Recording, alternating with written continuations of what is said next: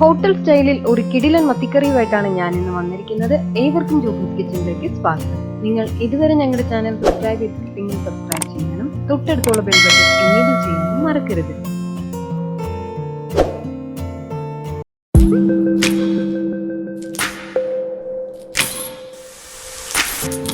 മത്തിക്കറി ഉണ്ടാക്കാനായിട്ട് ഞാനിവിടെ 10 മത്തി നല്ലതുപോലെ കഴുകി വൃത്തിയാക്കി എടുത്തു വെച്ചിട്ടുണ്ട്. ഇതിന്റെ കൂടെ തന്നെ ഒരു 10-15 ചെറിയ ഉള്ളി ചെറുതായിട്ട് അരിഞ്ഞതും, 4-5 അല്ലി വെളുത്തുള്ളി ചെറുതായിട്ട് അരിഞ്ഞതും, ഒരു ചെറിയ കഷ്ണം ഇഞ്ചി ചെറുതായിട്ട് അരിഞ്ഞതും, അരമുറി ചിരകിയ തേങ്ങയും ആവശ്യത്തിന് കറിവേപ്പിലയും ഞാൻ ഇവിടെ എടുത്തിട്ടുണ്ട്. കൂടെ തന്നെ നമുക്ക് 2 കഷ്ണം കുടംപുളിയും കൂടെ കഴുകി എടുത്ത് വെക്കാം. ഇനി നമുക്ക് കറി തയ്യാറാക്കാനായിട്ട് ഒരു മൺചട്ടി അടുപ്പത്ത് വെച്ച് ചൂടായതിനു ശേഷം അതിലേക്ക് 2 ടേബിൾ സ്പൂൺ വെളിച്ചെണ്ണ ഒഴിച്ചു കൊടുക്കാം. വെളിച്ചെണ്ണ ഒന്ന് ചൂടായതിനു ശേഷം അതിലേക്ക് 1/4 ടീസ്പൂൺ ഉലുവ ഇട്ട് കൊടുക്കാം. ഉലുവയൊന്ന് പൊട്ടി വരുമ്പോഴത്തേക്കും നമുക്ക് അതിലേക്ക് നമ്മൾ നേരത്തെ എടുത്ത് വെച്ചിരിക്കുന്ന ചെറിയ ഉള്ളിയും ഇഞ്ചിയും വെളുത്തുള്ളിയും കൂടെ ഒന്ന് ഇട്ട് കൊടുത്ത് ചെറുതായിട്ടൊന്ന് നമുക്കിതൊന്ന് വഴറ്റിയെടുക്കാം. ഇതിന്റെ കൂടെ തന്നെ നമുക്ക് കുടംപുളിയും കൂടി ഒന്ന് ഇട്ട് കൊടുത്ത് നല്ലതുപോലെ നമുക്കിതൊന്ന് വഴറ്റിയെടുക്കാം.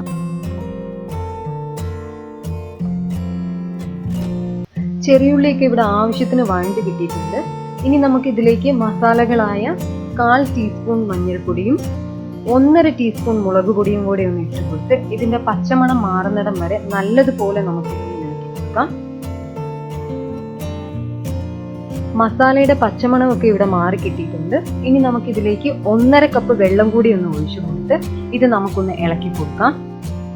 ഇളക്കി കൊടുത്തതിന് ശേഷം ഇതിലേക്ക് 1 ടീസ്പൂൺ ഉപ്പിട്ട് കൊടുത്ത് ഒന്നും കൂടെ ഇളക്കിയതിനു ശേഷം ഇതിലേക്ക് ആവശ്യത്തിന് കറിവേപ്പിലയും കൂടി ഒന്നിട്ട് നമുക്കിതൊന്ന് അടച്ചു വെച്ച് തിളയ്ക്കുന്നിടം വരെ ഒന്ന് വെയിറ്റ് ചെയ്യാം.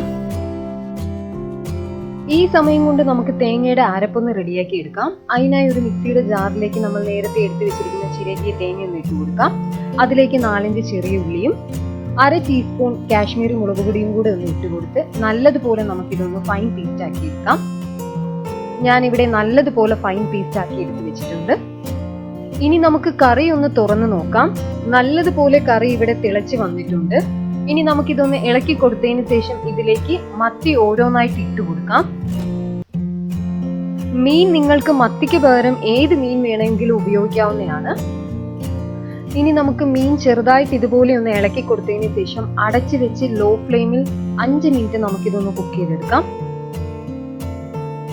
ഏകദേശം 5 മിനിറ്റ് ആയിട്ടുണ്ട്. ഇനി നമുക്ക് ഈ കറി ഒന്ന് തുറന്നു നോക്കാം. കറി ഇവിടെ നല്ലതുപോലെ തിളച്ച് വന്നിട്ടുണ്ട്. ഇനി നമുക്ക് ഈ ചട്ടി ഇതുപോലെ ഒന്ന് പിടിച്ചു കൊടുത്ത് ഒന്ന് ചുറ്റിച്ചെടുക്കാം. ചുറ്റിച്ചെടുത്തതിന് ശേഷം നമുക്ക് ഒന്നും കൂടി ഇതൊന്ന് അടച്ചു വെച്ച് 2-3 മിനിറ്റ് ഒന്നും കൂടി ഇതൊന്ന് കുക്ക് ചെയ്തെടുക്കാം. ഇനി നമുക്ക് ഈ കറി ഒന്ന് തുറന്നു നോക്കാം. മീനൊക്കെ ഇവിടെ ആവശ്യത്തിന് വെന്ത് കിട്ടിയിട്ടുണ്ട്. ഇനി നമുക്ക് ഇതുപോലെ ഇതൊന്ന് ഇളക്കി കൊടുത്തതിന് ശേഷം ഇതിലേക്ക് നമ്മൾ നേരത്തെ അരച്ചെടുത്ത് വെച്ചിരിക്കുന്ന അരപ്പും കൂടി ഒന്ന് ചേർത്ത് കൊടുക്കാം. അരപ്പ് ചേർത്ത് കൊടുത്തതിന് ശേഷം നമുക്ക് ഇതുപോലെ ഒന്ന് മിക്സ് ചെയ്തെടുക്കാം. ഇനി നമുക്ക് ഇതൊന്ന് അടച്ചു വെച്ച് തിള വരുന്നിടം വരെ ഒന്ന് വെയിറ്റ് ചെയ്യാം. ഇനി നമുക്ക് ഈ കറി ഒന്ന് തുറന്നു നോക്കാം.